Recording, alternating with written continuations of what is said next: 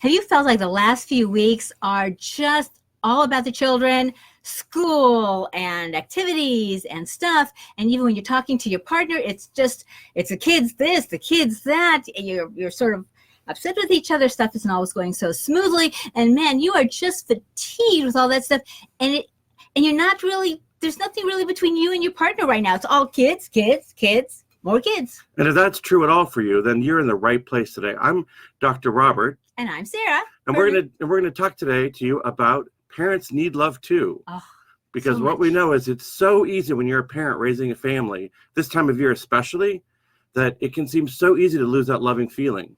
Right. So if you have any questions, thoughts, comments, please put them in there and tell us where you're from, and we'll address them as we go along. Absolutely. So like we said earlier, if you're a parent right now, you're probably knee deep or waist deep or neck deep in kids, uniforms, school supplies, going to Target, going to the grocery store, getting everything your kids need. Prices are good. They're not. The teachers, it's overwhelming, right? And so you forge ahead in overdrive and you forget about your own needs, let alone the needs of your spouse.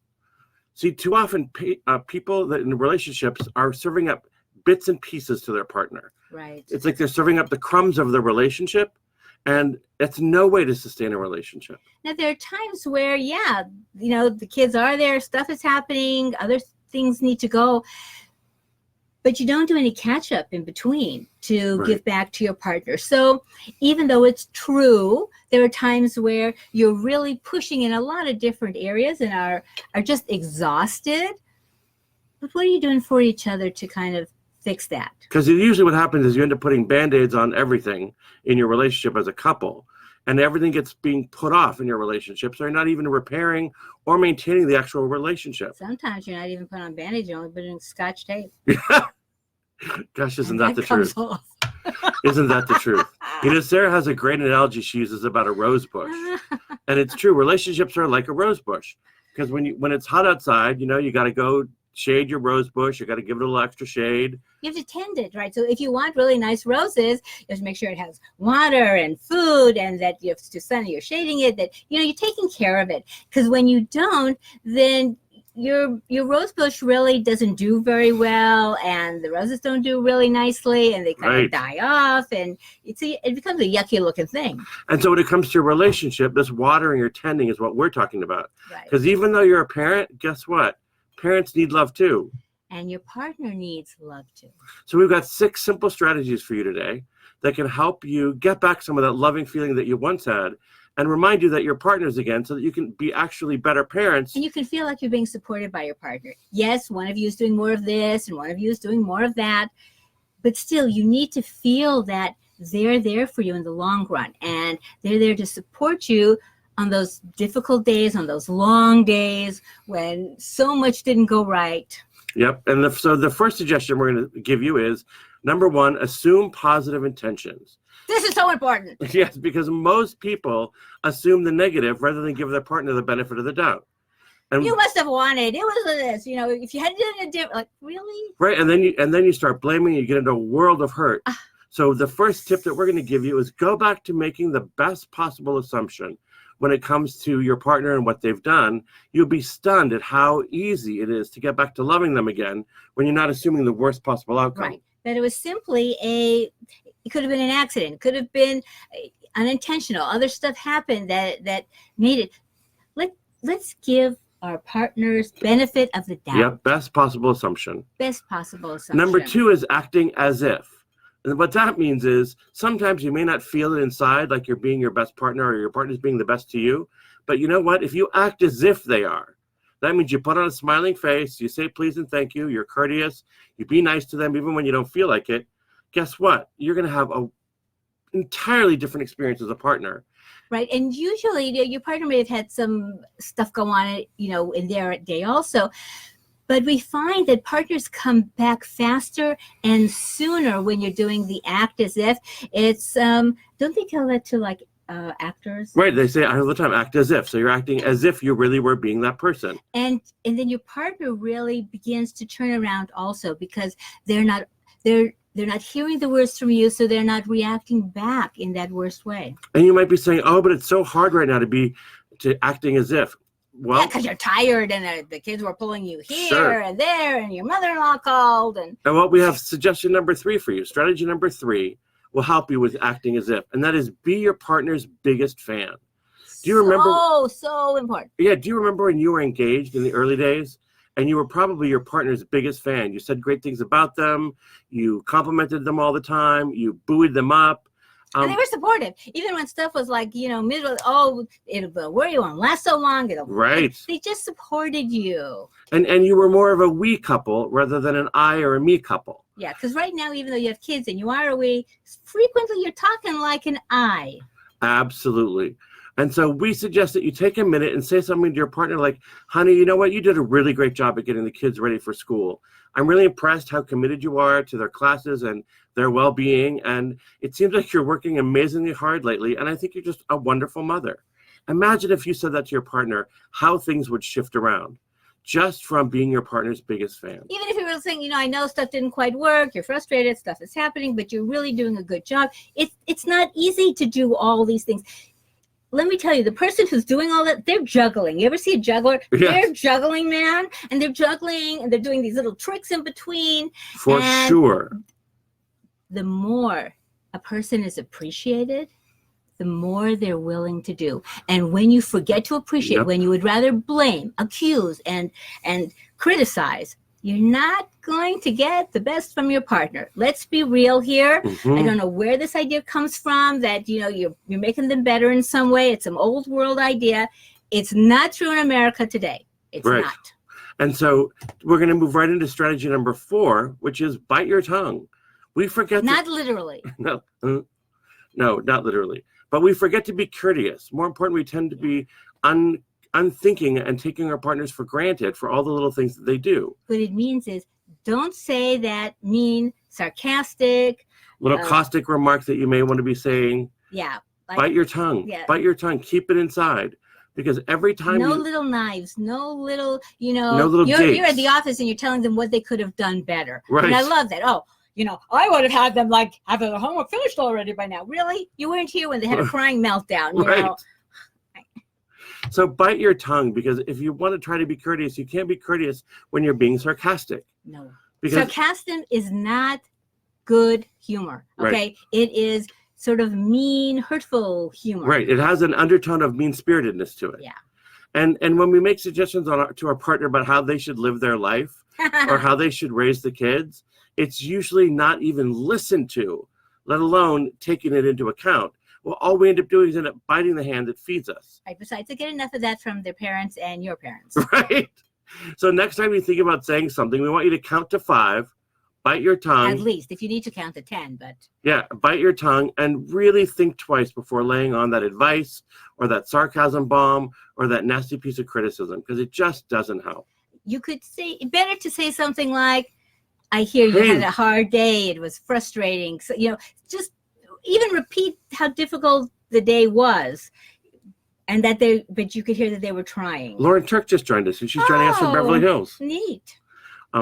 So strategy number 5 is stop blaming. Oh. Blame is a huge issue in most partnered relationships, in almost every relationship for that matter. It's as if, because you blame it so it's their thing and it's their fault. And right. See, blaming works if you're in a car crash. Not even in California. Right, because we have no fault insurance. I mean, really, but, even they understood that it's But not. we think that if we blame a person, that somehow we've created a solution and we've absolved ourselves from having to deal with the issue.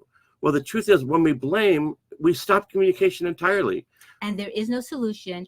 And on top of that, you're making somebody feel totally unappreciated. You don't know if they did their best, what are the other circumstances are. You're just right. Because of your own frustration, anxiety, and stress, you're dumping on them by blaming. And right. you have to step back and don't go down that road. Right. It's not worth it. Because we think that somehow when we blame another person, it'll absolve us of feeling badly.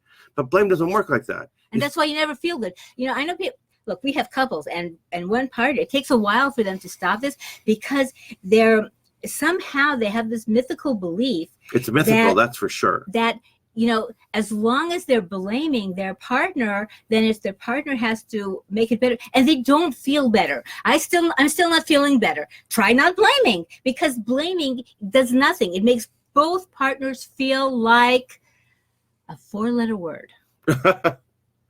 Lauren asks a great question. She says, can we still blame our parents, though? Well, only a little bit, because after the age of 21, you have free choice. That's a great question, but it's true. Come for a little coaching or therapy.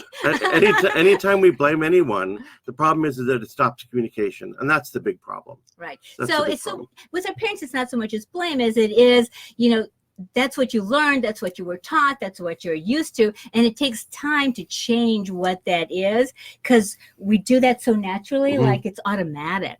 Yeah, absolutely. Besides, if you're doing that at home, you're teaching your kids that it's automatic and it's okay, and it's not okay. Let's change those patterns. Absolutely. So strategy number 6, this is our final strategy, is check in often. Anyway. Yes, at least for today. Is check in often. This is something that we use in our relationship all the time at home. And that is to ask your partner, how are we doing? Yeah, notice the we. Right. Okay, now how are the kids? Not how's work going, or not how's your life going, but how are we doing? We. Because it's so easy to be upset at your partner and then not really know that you're going to stay together. Something that happens with my partner and I sometimes is I get mad. I get really mad because my partner did something that made me really upset. And I have to say to him sometimes. And I do the same stuff, count to 5. Don't like. But I still get mad sometimes.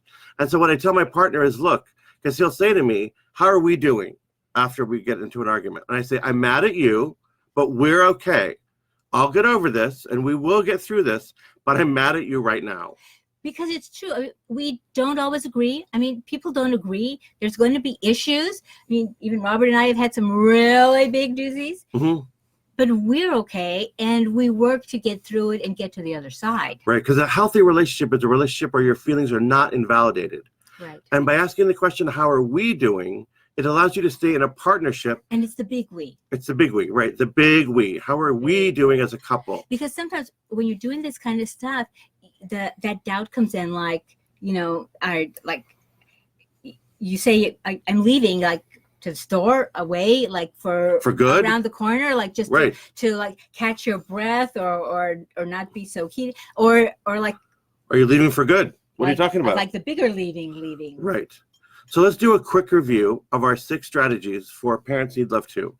So the first one we talked about was assuming positive intention. Yes. That's giving benefit of the doubt. Benefit of the doubt. Right. Number 2, acting as if, knowing that sometimes you just need to smile, put on your best face forward, and act as if you really are acting together as parents. Right. Number 3. Because your partner will come into the They'll fold. fall in line. Yeah. They really will fall in line. Yeah. Number 3 is be your partner's biggest fan. So important. Just like in the beginning when you were very supportive of one another. Right. Reminding them what a great job they're doing. You're how do I do that? Just remember what it was like when you were beginning to date in those first, in that first year when things were, you're like, oh, that must have been hard. Sweet. That was maybe it was lip service. I don't care if it was lip service. Do it anyway. Number 4 is bite your tongue. So remember that sarcasm hurts. And it's what it really means is think twice before you're going to say what you're going to say. Or give advice or make a comment about how they should live their life. Critique or what they're not doing. You don't have to go there. The more you appreciate as much as they've done, even if there are some holes, the more your partner is willing to do. Absolutely. Number 5 is stop blaming. So important. Because remember, it doesn't help. It doesn't help. Blaming just stops communication, and it delays feeling better faster. Oh yeah. So if you really want to feel poorly, if you want to feel bad, if crappy. You want to feel, that's good. If you want to feel crappy, although I was thinking of 4 other expletives, then go right ahead and blame. Blame. You'll feel terrible. You will. So it's not that you're making your partner feel bad. You yourself take all of that and feel it just as much. It's absolutely true. And number 6, our final strategy is check in often. Ask how are we doing for the big we. Right. And remember, it's okay to tell your partner that you're mad at them, but we're okay and we'll get over this. But I'm still mad at you right now. Right. Because it allows you to stay a partner and not be just a parent. Right. Because in order to reconnect, you have to do things differently than you're doing them, than you've done them in the past. I was going to say doing them now. And if you take a few powerful steps, just implement 1, 2, or 3 of the things that we talk about, you get a positive result almost instantly. It's pretty amazing. And, like a lot of the things that we teach, it takes sometimes a couple weeks for your partner to realize that You're serious and you're not fooling. Yes, that you're sincere and that you're trying to be consistent and you're turning a new page, a new leaf, whatever that is. Right? Yes. And they fall in. Frequently, they'll do it really faster than that. Sometimes, I'm just being honest, it can take about 2 weeks. So don't stop before then, because that's what it takes. Because they're looking at you like, who are you? Have you been invaded by an alien? Like, what's the matter? And remember that it's going to feel awkward. It always feels awkward when you try new things at first. And that's completely okay. Completely okay. I just did a video by myself that was like really awkward. It's still awkward, but do it anyway. Do it anyway. Do it anyway. Because when you continue to practice, that's how you get better at communicating. Yes. So think of your relationship like that rose garden that we talked about. And you got to tend your rose bush. Yeah, absolutely. So I'm Dr. Robert. I'm Sarah Furman. And we hope that helped. Oh, and I have a white thing on my lip. I didn't even notice the whole time. Oh, and if you want more information, you can find us at Couple Success on Facebook or couplesuccess.com. Couplesuccess.com. Thank you.